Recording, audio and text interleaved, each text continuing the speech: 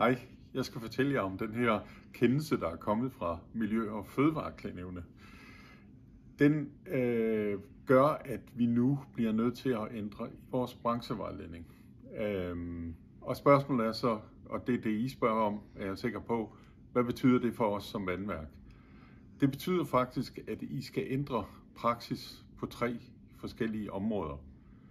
Det kan virke meget, det kan virke uoverskueligt, også når man læser kendelsen, men det er faktisk ikke så omfattende, som det lige umiddelbart ser ud til at være. Det første, det er, at i den kendelse, der er kommet, den begrænser jeres mulighed for bare at gå ud og lukke for vandet, hvis der er en risiko for forurening.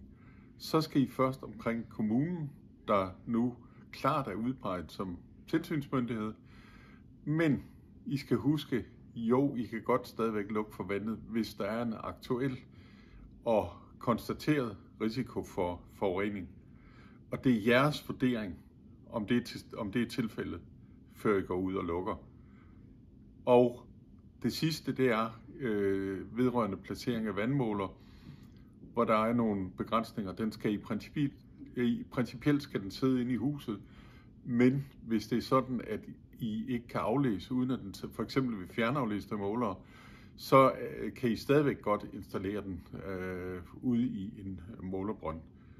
Så alt i alt, så vil jeg sige, at når man læser det første gang, så kan man godt få et indtryk af, at nu bliver alt ændret. Det gør det ikke. Det er nogle, hvad jeg vil kalde små justeringer i jeres administration, der skal til. Og hvis I er i tvivl om noget, så er I altid velkommen til at ringe herind til os. Vi sidder altid ved telefonerne i rådgivningen. Og kan jeg også tilføje, så er vi sammen med DANVA i gang med at få de her ændringer ind i vores branchevejledning, så vi er helt sikre på, at den overholder loven på alle måder.